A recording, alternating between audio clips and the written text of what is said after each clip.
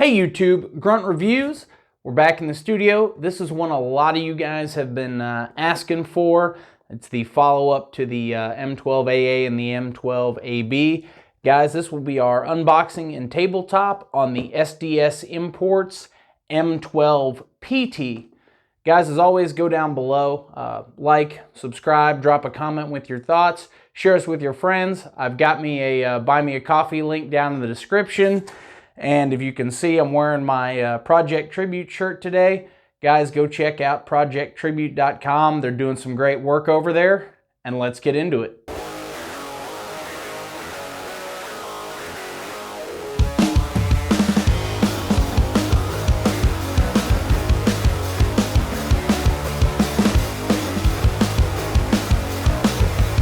So, without any further ado, we will get into this bad boy. So like the other SDS stuff, standard basic cardboard box. The PT is shipping with the Gen 1 magazines, so they don't have the plastic front or the rail attachment like they do on the Gen 2 units. So single mag there. We have, of course, the shotgun itself in its grease bag. It does come, of course, with the takedown tool for it, as well as a set of, these are the flip-up iron sights like we have seen on the other one, kind of the M-bus style. The only difference is they're not a quick flip-up there. Front and rear. And then the other thing I have noticed with this one is this is the screw and nut setup that holds the cheek riser piece on, so that does not come pre-installed. Not a huge deal, but something of note there. So we'll get all of that out of the way real quick. The last thing, and let me get this cut off here. And we'll take the quality control tag off. And then the last thing we do get, and where this one is just a little bit different from some of the other ones, is this one includes the charging handle separate instead of having the end of the cane over it and it pre-installed on the shotgun itself. Not a huge deal there. Of course, lastly, we get our instruction manual and we do get our choke kit. And this one does come with the adapter, the two chokes in the kit, the choke wrench, and then there is the pre-installed choke in the shotgun itself. Let me get this bad boy out of the way here. Let me get this charging handle inserted properly. There we go. All right. So, as per the usual, we'll start at the front and work our way back. Does, of course, have replaceable chokes on this unit. We'll mention that the barrel nut actually does have some cutouts for it for use with the, probably helps to do it this way, for use with the takedown setup on it there, so it's not just knurled. You can actually use the tool.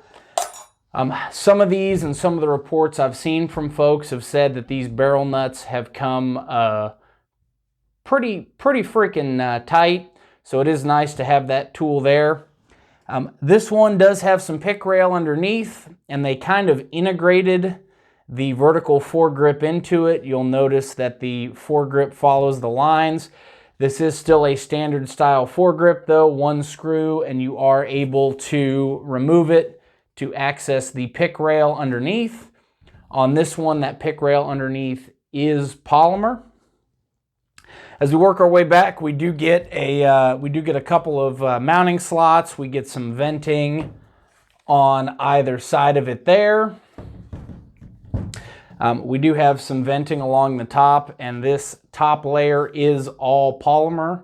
This is not a aluminum pick rail like some of the other ones are. Actually, most of the body of this is polymer with the actual receiver and bolt and everything obviously being made of being metal instead of plastic. Charging handle is ambidextrous on this, so we are able to pull it out if it wants to release it here. There we go. Just had to get a grip on it. So we are able to flip sides on the charging handle there if you want to use left-hand charging. And actually, you know what? I will leave it set up that way. All right. So, left or right-hand charging on it there. However, the rest of it is not ambidextrous, obviously. So, for you lefties out there, be aware you may end up accidentally getting some free 12-gauge dental work, if you will. I'll get this chamber flag out of here.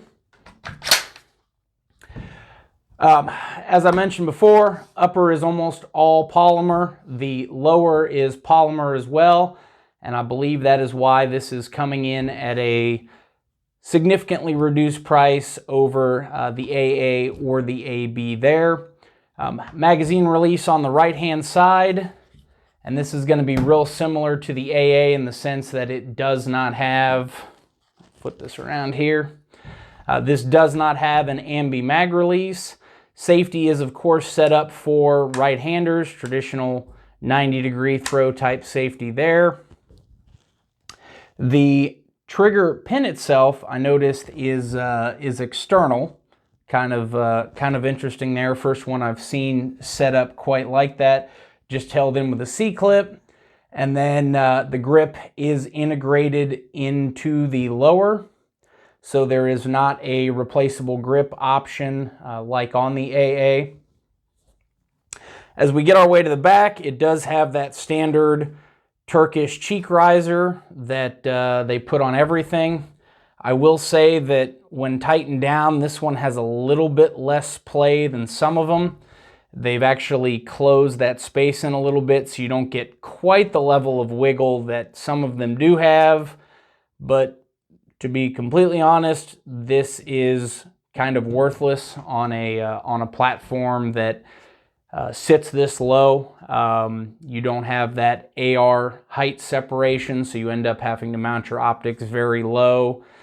It would be hard to find something tall enough to really justify this.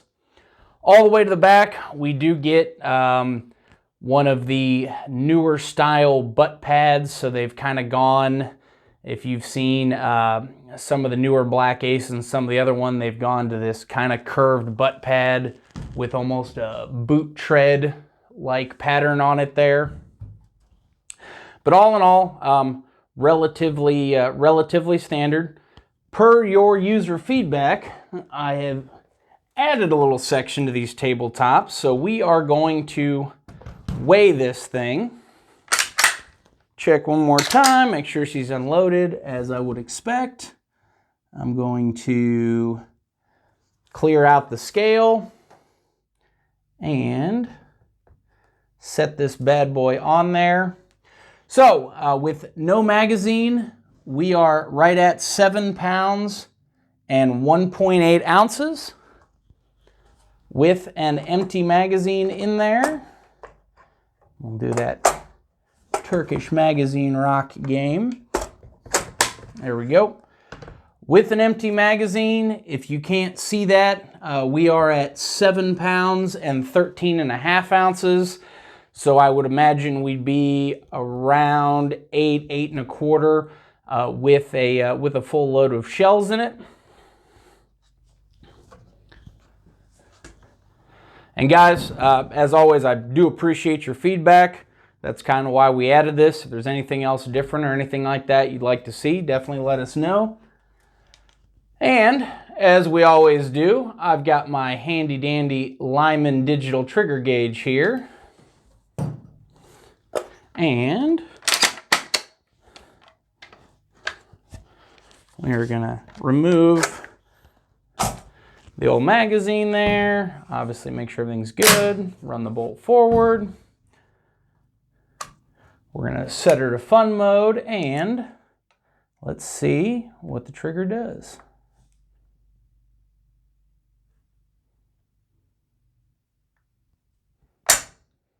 All right, first pull, 10 pounds, 14 ounces, so almost 11 pounds there.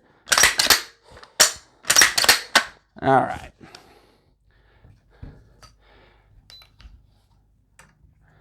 I'll give her another pull there.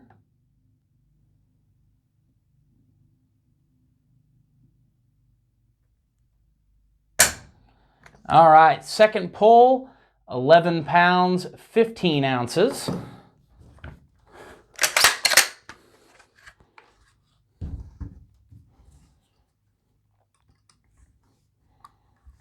Get this a little bit. Try to get her down on the bottom there.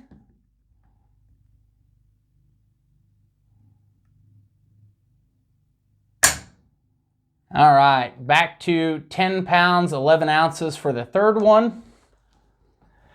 So as we've seen with some of these may come down a little bit, but figure roughly a 10-pound trigger. And the trigger itself, we'll go through the pull there. We've got a little bit of play, left to right, side to side, actually a decent amount of play there. As we pull back, we've got just that little hair of take up. We've got some creep. Break, not really a firm wall on this bad boy. And then reset.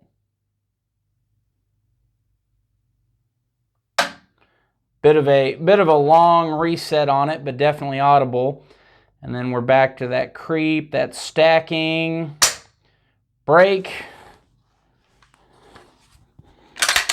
We'll reset it there.